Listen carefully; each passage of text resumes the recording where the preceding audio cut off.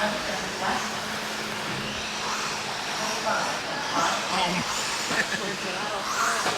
one way to get to the pilot.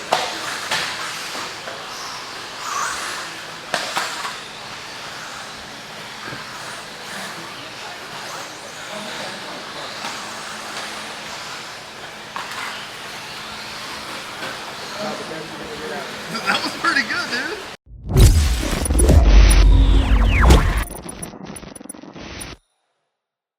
What is up, guys? My name is Mark Santamaria. Welcome back to the channel. Welcome back to the RC vlog. Guys, I do a lot of videos at huge national RC races, and a lot of guys ask me, how do I get in RC racing? It's probably one of the #1 comments on my race videos. And today, guys, I'm gonna tell you how to get in RC racing the easiest way. So the biggest mistake you can make when getting into RC racing is like watching a video or seeing a car you like, going and buying it, and then thinking you can just go to the track and run it. The #1 thing you want to do when you get in RC racing is you want to go find your local hobby shop. I'm in South Carolina right now in Myrtle Beach at Beach RC, and this is a perfect place for me to kind of show you how to get into it, because if I lived in this area, all my cars I couldn't drive. I mean, I do have some 10 scale cars, but for the most part I just run A scale. So if you go buy a Techno e-buggy and think you're going to be racing it here, it's not going to happen. So very first thing you want to do is go check out your local track.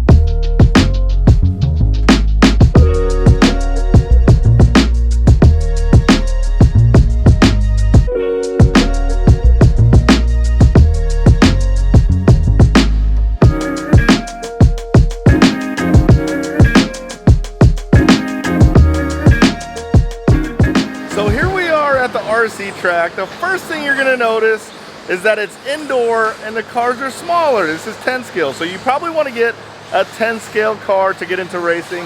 The other thing I noticed is the cars on the track. It seems like there's a good mix between 2-wheel drive and 4-wheel drive buggies. You won't know that at first, but I'm going to show you how you can find out. The easiest way is to go into the hobby shop and ask the guys there what class is the biggest. Luckily we're actually here during race night, so we can actually go see the race sheets, who signed up for what, to see what class is the biggest. You typically want to get in the biggest class. That way you know for sure there's going to be a race class every time you come up here and race. We're going to go in, ask them what they race typically here, and then go check out the race sheets, the sign-up sheets, and see how it looks. All right, we're in the hobby shop. He's busy, but we can see the sign-up sheets here. Here's everyone's names and their classes. It looks like 2-wheel drive mod, short course, slash 2-wheel drive, 2-wheel drive, 4-wheel drive buggy. So as you can see, there's also a mini class, but there's probably more 2-wheel drive buggies and 4-wheel drive buggies than anything. So that's gonna probably be your go-to class that you will want to sign up for at a track like this. So now that you know that people run 2-wheel drive and 4-wheel drive buggies here, next is what 2-wheel drive and 4-wheel drive buggy do you get? So I'm looking around and it looks like they have a lot of associated cars up here. Some, not as many low-C cars up here, but a whole bunch of associated. Let's see, and then you're gonna wanna look at parts, see what they have a lot of parts of. Looks like they got a lot of associated parts down there. And what I'm looking for is what kind of part support does this place have, right? What kind of part support does your local track have? Because when you break something, you wanna make sure you can get it going again. As you can see, there's a lot more associated stuff down there. So to me, this looks like a place where you'd want to run an associated 2-wheel drive buggy. I recommend going 2-wheel drive because 2-wheel drive is just a smidge cheaper than 4-wheel drive, and if you're just wanting to try it out, that's a good way to go. Another way you can find out what people run is actually go out into the pits and see what cars everybody has, and you can actually talk to everybody. Excuse me, thank you, sir. just start looking around the pits. Don't look too shady. I don't want you to think you're jacking anything off the table, but just kind of look around and see what cars are running. If you see a guy that looks like a sponsored guy, ask him. Ask him what classes he runs. Ask him what car he runs. The sponsored guys, they're actually contractually obligated to help out new people at the track, so they will be more than helpful. All right, here we are in the pits. It looks like, okay, see, there's a short course. That looks like a two-wheel drive short course. Might be a four-wheel drive short course. Two-wheel drive short course, and here is a four-wheel drive buggy. What buggy is this? Is this Associated? Yokomo. Yokomo, okay, so he's running a Yokomo buggy. This is Yokomo also. So he's running Yokomo stuff, but two-wheel drive, four-wheel drive. Let's see what those are over there. Those Yokomos. TLR and Team Associated. So we got a variety. Oh, there's another TLR. We got a variety of 10 scale cars, but as you can see inside, there was a lot more parts part for the Associated. That one looks like, that's a Techno. Oh, I should know that. That's a Techno 410. Is that a 0.2? Techno 410. So that's a four-wheel drive. That's the one I recommend because I run for Techno. Obviously, I think that's the best one. This is a Losi. Looks like another, oh, that's another Techno over there. Looks like a Slash over there. But you can kind of just walk around and see what people run. Here's an Associated. This is Associated, right? Yes. Associated two-wheel drive buggy. So again, they have a lot of Associated cars in there. Here's Mr. Brent stuff. He's running Losi. A big variety, but there's a lot of two-wheel drive and four-wheel drive buggies. So that's how you determine what class you want to run. Here's another one. That one's looks like, I think that's an Associated. I could be wrong. That's a TLR. That's 22X. TLR 22X4. Oh man, this makes me miss 10 scale big time. Lots more out there. Another car I'm noticing a lot of, which I love this, the Slash. There's a Slash there. There's a Slash there. There's a Slash there. There's another Slash over there. I think there's two Slashes down there. So it looks like Slashes are cars that they run down here. You want to ask him, which we're gonna go inside in the shop and ask him when he's not so busy. What's the best class for beginners? All right, two-wheel drive, 10 scale, four-wheel drive, 10 scale, Slash, two-wheel drive, short course. Those are the cars that they run out here. Let's go inside and see what the guy at the hobby shop says. All right, we are in the shop with Mr. Brent. So Brent, what do you recommend for someone that's getting into RC that wants to race at your track? Race, not just getting in, but race. Well, it just depends on the level of experience that you've got in RC, but the first thing I would do is ask that, and then after that we would move on to showing you what we've got or what we would want you to run. So the first thing I would do is I say, look, you're a novice, let's get you started with a Traxxas Slash. Traxxas Slash, see, that's what I'm saying, guys. Traxxas Slash is a perfect beginner car. Traxxas Slash. Do you have guys that, like your good drivers that run Slash and just destroy everybody? We try not to let that happen, but once we feel like you're ready to move out and you've already started dabbling in some other cars or whatnot, we'll try to get you to move out. Just for the simple fact we want the beginners to learn, have fun, want to progress and keep going. But they're so simple. The parts are legacy. They've been around forever. They're so easy to fix. They're cheap. You can get one out the door with chargers, batteries, everything for a few $100 or less. And you're racing and you get to have fun. All right, that's the beauty of that. So let's say I got more money than sense. I just want to make sure, I want something that I can be competitive with eventually. What would you recommend? All right, so meet me over here. Here's a good one. Oh yeah, the consignment, is it consignment or no, used? This is actually Paco's. This is his car. He's going to be racing tonight. But this is a four-wheel drive buggy. This one happens to be a B74.1. But there's many brands obviously to choose from. I would always recommend choosing something that's at your local hobby shop that everyone's running, or something that people are familiar with. I said that, guys. See, yeah. We see eye to eye. Very important. You don't want to buy something that your hobby shop doesn't support. You break something at a race and you can't fix it that night. That's something we're passionate about. If you break something in the vehicles that we stock, unless it's out of stock in the entire country, you're more than likely going to be able to fix it while you're here. Four-wheel drive buggy is a good step up. It handles much better, feels real good way to learn. Definitely the next step, or just even a little bit higher than the next step of going with the Traxxas Slash. Oh, man, yeah, and these are actually a lot easier to drive than two-wheel drive, but my God, they're so much fun. they're super fast. Wheeler is definitely fun. Now, if you go to a And the other option would be like a 2-wheel drive buggy. I don't have one sitting up here for you guys to look at. But you got a lot up there to choose from. Yeah. But like I said, same thing goes with any car that you buy. You want to get something your hobby shop or the people that are there supporting the track has parts and support. So I would choose a brand like that. So what brand do y'all carry most of for 2-wheel drive buggy? Because I feel like that's a good, affordable, like a cheaper, basically race-ready version is like a 2-wheel drive buggy. Well, we stock just about everything for Associated and Team Losi Racing vehicles. There are other brands out there, of course, and S-Works. We've just brought in S-Works this year. So any of their 10-scale platform, we stock everything for. There are going to be some shops that have a lot of Kyosho stuff, maybe some Yokomo stuff, which we do carry both, just not as much in the form of everything you need. And then there's also Techno that's got a 4-wheel drive 10-scale platform. And there's other 10-scale cars that aren't as popular, like Schumacher and so on. But we carry the most in TLR and Team Associated. Nice. Now, if you're going to be at a track that's just got an outdoor track or it's indoor and they allow A-scale, that would be your next step. This right here is an e-buggy.